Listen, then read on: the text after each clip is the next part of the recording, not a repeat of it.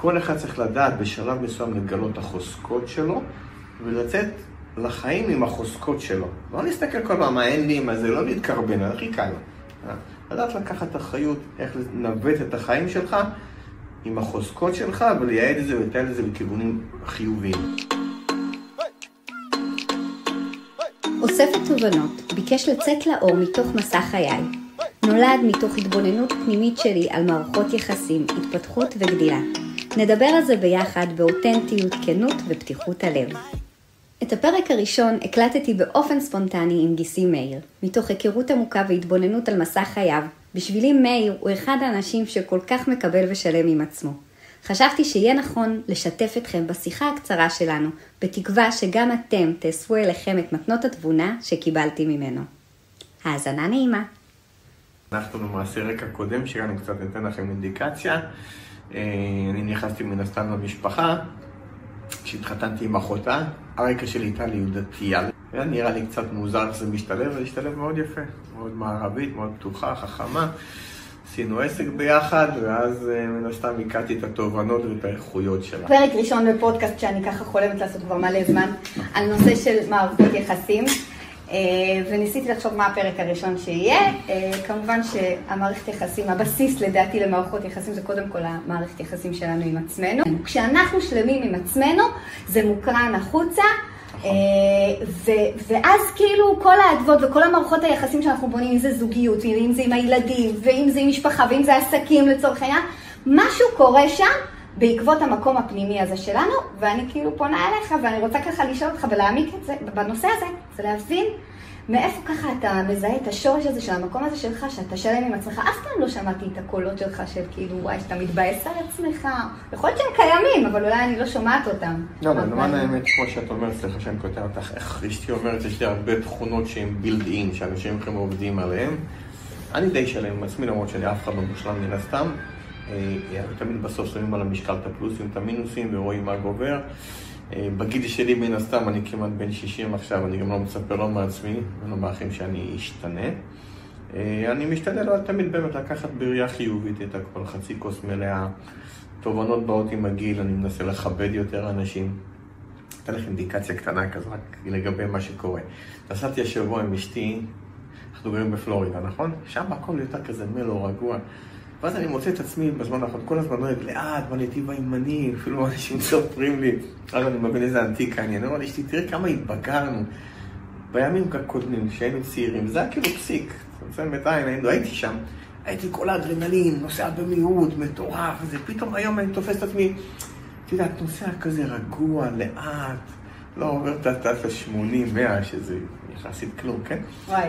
ואז, עוד פעם, זה נותן לך קצת פרופורציות לחיים, פתאום וואו, זה משהו, עם הגיל מגיעות הטוב, אתה יותר מושכל, יותר בצורה יותר מחושבת, עושה כל דבר. אז אני דווקא כאן אעצור אותך, כי נתת משהו מאוד מאוד סימבולי, כביכול, שגם דיברת על הגיל, מה היית, אני גם זוכרת אותך בתקופה הזאת, שבאמת היית נוסע כזה, כאילו היה לך כזה אש כזה, אפילו בתוך, שזה בא לידי ביטוי בנסיעה, והיום כזה, כמו שאתה אומר, שזה אולי פחות ככה, משהו בך יותר אסוף, יותר רגוע. אז אני כן אחזור למקום הזה המקום הזה השלם, האם אתה רואה איזשהו הבדל בך במקום הזה הפנימי שלך, שהשלם עם עצמך כשהיית צעיר יותר? האם זה משהו שתמיד היה קיים בך, מאז שאתה זוכר את עצמך, אף פעם לא התנצלת על מי שאתה? זה לא שלא התנצלתי, תראי, אני מנסה תמיד לעשות את הדברים בצורה באמת היותר מכובדת כלפי כולם.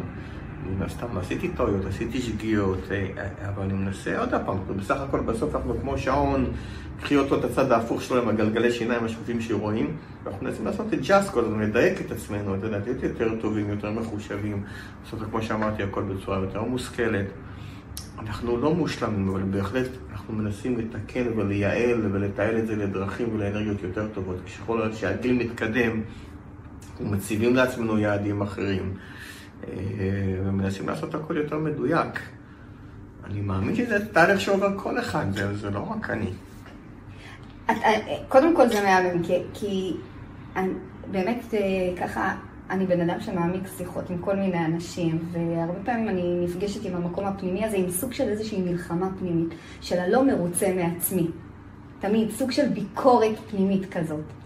זה משהו שאתה מרגיש שקיים בך? אתם צריכים להתחיל לשנות מפה, את המיינדסט. מה זה מלחמה? תנסו, קחו את הסיטואציה שלכם, תשנו, תסתכלו עליו בתל על, מזווית שונה לגמרי. תסתכלי על זה כמורכבות, תסתכלי על זה כהתפתחות. למה כמלחמה? כמו שאמרתי קודם, נקחי את חצי כוס המלאה, מה כן יש לך, מה כן טוב בך, מה החוזקות שלך, מבינה? ותצמחי עם זה קדימה, אל תסתכלי הכל בראייה שלילית. ברגע שאת מסתכלת בראייה שלילית, זה כבר אנרגיה שלילית. אני ככה לפחות מסתכל הכל כהתפתחות אחרת, כאנרגיה, מנסה להקיף את עצמי כל הזמן באנרגיות חיוביות, וזה לא שזה יישמע לכם כזה פרצני, זה באמת המציאות. כי הכל מתחיל פה מהמיינדסט.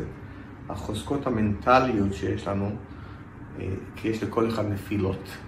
צריכים לדעת איך לצמוח מזה ולדייק את עצמך, להציב לעצמך יעדים רחוקים גבוהים, לפרק את זה ליעדים קטנים שלא תתייאש בדרך, וכמו שאמרתי, מדי פעם אתה מדייק את זה, כל פעם עושה חישוב מסלול מחדש. כאילו, אם אני רוצה ככה לדייק את הנקודה הזאת, זאת אומרת, מאז שאתה זוכר את עצמך, זאת אומרת, בכל נקודת, בכל ציון דרך, אם היה לך איזשהו מקום שאם, סתם בפרשנות שלי, אני נתתי לה מילה מלחמה, או נתתי איזושהי ביקורת, אתה כאילו תמיד עצרת ואמרת, רגע, פה אני מתפתח, פה אני גדל. זאת אומרת, לא באת בהלקאה עצמית, אלא באת ממקום... אף פעם לא הלקאתי את עצמי, אף פעם. תמיד זה היה עוד פעם, אני לא מושלם, אבל בוא ניתן לך דוגמה. הבן שלי עכשיו בצבא, אני מת כפה עליו, אבל הוא מאוד מזכיר לי אותי. פאק, לקחת לו את התכונות הלא טובות, אבל הכל בקיצוניות, הרבה יותר חד, הוא גם קשה לו, היה לי קשה מאוד לקבל מרות בכל מסגרת. שזה לא כן לחיוב, אני לא מציין את זה, אבל כן, זה האופי שלי. אבל הכל עשיתי עם הרבה כבוד, זאת אומרת, גם בבית ספר, גם כלפי המורים, גם בצבא, מה שעשיתי אז כלפי המפקדים. אז גם עכשיו אני רואה אותו, ואני אומר לו, כל דבר שאתה עושה, גם כשאתה רוצה לדבר עם המפקדים, תבוא להם בגישה חיובית, שיראו את העני הפנימי שלך, שיראו שאתה באמת, יש לך את הייחודיות שלך, את החוזקות שלך, תבוא להם ותתלהם ותצעק. אז זה מאוד חשוב לעשות הכל בצורה מכובדת. אני לימדתי אותו אפילו בבית ספר, אמרתי, אל תיתן למורים אף פעם לצעוק, שאף פעם בכם לא יצעק עליך. אבל, לימוד קיינדנס, אפילו כשאתה מעיר להם, תהרוג אותם ברכות, בנימוס, אתה תייבש אותם, אתה מבין? אבל תמיד תכבד. ואז שאתה מכבד, תמיד יתייחסו אליך בצורה מאוד בוגרת ומכובדת. זה ייקח אותך למקומות מאוד מאוד טובים בחיים. אוקיי, אז אני לקחתי ככה איזה שתי תובנות ככה מרכזיות ממה שדיברנו עד עכשיו, ככה נסכם. ואחד זה להתחבר לאיזשהו שורש טוב שיש בך. כל התגובתיות שלך לכל סיטואציה זה להתחבר מנקודה טובה. זאת אומרת, גם כמו שתיארת מול המורים, בצבא, כשאתה לא רצית לקבל מרות, אבל תמיד באת בקלאס, אבל ממקום אמיתי של טוב. זאת אומרת, אני גם יכולה לומר את זה ממקום של היכרות גם אישית איתך. זאת אומרת, שזה לא רק אתה אומר מהפה אל החוץ, אני באמת מכירה אותך שתמיד, כשאתה אומר משהו, אז הוא ממקום מאוד מאוד חיובי וטוב.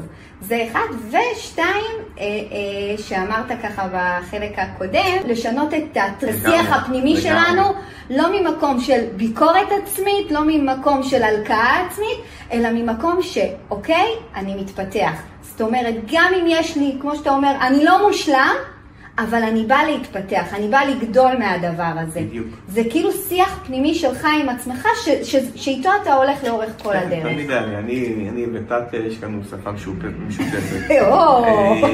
תקשיבי, אלוהים נתן מתנות לכולם. כל אחד צריך לדעת בשלב מסוים לגלות החוזקות שלו, ולצאת לחיים עם החוזקות שלו. לא נסתכל כל פעם, מה אין לי, מה זה לא להתקרבן, הכי קל. לדעת לקחת אחריות, איך לנווט את החיים שלך עם החוזקות שלך, ולייעד את זה ולתאר את זה לכיוונים חיוביים. אבל אני כן רוצה להקשות עליך, כי דווקא מהמקום שלנו, של הרצון להתפתח ולהיות טובים יותר בעולם הזה, אז אנחנו בעצם, הקולות והרעשים של הביקורת העצמית נכנסים פנימה, לא ממקום של לייסר את עצמנו או ממקום של קורבנות, אלא באמת ממקום של רצון אמיתי פנימי להיות טוב יותר. ואני שואלת שם איך אתה נכנס, איך נכנס לך השיח הפנימי החיובי הזה עם עצמך. אתה אומר, אני לא מושלם. איך אתה שומר על עצמך בתוך הביקורת העצמית שלך, שהיא קיימת, כי אתה מודע. ביקורת עצמית דבר טוב, עוד פעם, העולם מושגים שאת אומרת, אני לא רואה את זה בצורה כזאת, מסיבית, קיצונית, יש איזה משהו מסוים. כי זה טבעי אצלך, כנראה. כן, ואת צריכים לדעת, עוד פעם, איך לנווט את זה בצורה חיובית, איך הולכים עם זה קדימה, איך מתקנים את עצמך. אני עובד מתוך שלווה פנימית. אני לא אוהב לחץ. לחץ לא יוביל אותך לשום דבר. זה דבר טבעי, לחץ זה קיים, אבל אסור, אתם צריכים לנתק את עצמכם מהלחצים, לעשות את זה בצורה כמה שיותר מחושבת. אפילו אני אגיד לך משהו, אני מנסה ליישם דברים, לא תמיד אני מצליח. אני אומר תמיד לבן שלי, תמיד תיזום, דברים לא יבואו לך, תיזום. אתה חייב ליזום כדי להצליח בחיים ולחשוב כל הזמן out of the box, כל הזמן להיות יצירתי. זהו, זה בגדול, וגם רק תחשוב חיובית, יש שלב. וואו, עוד כן. משהו שאני מנסה תמיד ליישם, לא תמיד זה עובד לי, אבל אני מנסה. יש משוואה שנקראת 20-80.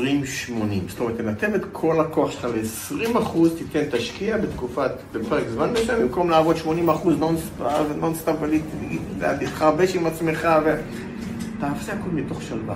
תרכז את זה, תראה איפה אתה מועיל, את היחס המרה הכי טוב שאתה יכול לתת. אז את ה-80% אתה שם על השלווה? כן. את ה-80% על השלווה? על הרוגע, על השלווה, אתה יודע, וה-20% אתה נותן את הכוח, אתה מתייעל, אתה רואה איפה לרכז את זה, כמו קרן לייזר. אז אם אנחנו לוקחים את זה למקום של המקום שאתה שלם עם עצמך, אז אתה יכול לתת לי איזה דוגמה מוחשית ל-80-20? אתן לך את זה מבחינת טיימטייבול, זמנים למשל. אני רואה אנשים עובדים מסביב לשעון, חייבים איזון בחיים, חייבים לדעת כמה לעבוד, כמה כוח לתת, אבל שהכוח הזה כמובן ייעל וייצור משוואה של תוצאות, שורה תחתונה כמובן, פאנצ'ליין. אז זה מה שאני אנסה ליישם בעבודה, אני אתן 20% של כמה שעתיים ביום טובים, מרוכזים. אני לפני כן עושה את החושבים שלי, עוד הפעם. אתם עושים החלטה, אתם חושבים הרבה לפני כן, עולים בתל האב, מסתכלים על זה מלמעלה, תוקפים את זה מכמה זוויות, קחי אבן, זרקי אותה למים, עושה מעגלים. אז זה ההשלכות שלכם מכל החלטה שתיקחו, עושה מעגלים. תראו מה ההשלכות של ההחלטה, תהיו שלמים עם עצמה. וזהו, ושם אתה מרכז את הקרן לייזר שלך, את ה-20-80, את ה-20% שאתה יכול להתמקד. ואיפה ה-80? מה אתה שם ב-80? אתה שלב, אתה נהנה מהחיים, אתה יוצא, אתה מבלה, אתה מטייל, בטבע, הרבה עם עצמך. כל אחד איפה שהוא אוהב, איפה שהוא רואה מוצא לנכון שזה מה שיעזור לו לרכז. אז בעצם כאילו כדי לחזק את העולם הפנימי שלך, אני אקח את זה לשפה שלי, כדי לחזק את העולם הפנימי שלך, אתה אומר את ה-80%, אני מתחזק אותו, את העולם הפנימי שלי, בדברים שאני אוהב לעשות, אם זה טיולים, טבע, דברים שממלאים אותי. מערכות יחסים, עם האישה, עם החברה, סופר חשוב. שם אתה שם את ה-80%, 20% שלך זה היוזמות, הפעולות שאתה עושה לטובת היעדים והמטרות שלך. וואו, מעניין, באמת מעניין. שווה לנסות. אנחנו יזמי נדל"ן, אנחנו בתחום הנדל"ן, אז אנחנו לגמרי, זה גם דרך אגב נוסחה שעובדת מעולה ודי מוכרת בעולם הנדל"ן, יזמות נדל"ן. אז שם, כמו שאנחנו ב-20% אנחנו שמים את הכוח, שאנחנו מרכזים את הכל דברים שזה נותן לנו תוצאות. ה-80% זה לעשות את הדברים היותר שלבים, כל אחד עם האג'נדה שלו כמובן. טוב, מאיר, תודה. ממש תודה רבה. אני למדתי מלא מהשיחה הקצרה הזאת. אני חושבת שאחד זה המקום שככה, אם אני אסכם לנו, זה המקום של השלווה הפנימית שלך עם עצמך. חיזוק המקום, העולם הפנימי שלך, בדברים שאתה אוהב לעשות שממלאים אותך. הדבר השני שאמרנו זה היה שיח פנימי עם עצמנו, חיובי, טוב. טרמינולוגיה שונה, מיינסט שונה, חוזק המנטלי. לא מלחמה, לא להשתמש במילה מלחמה, לא להשתמש במילה, אלא התפתחות.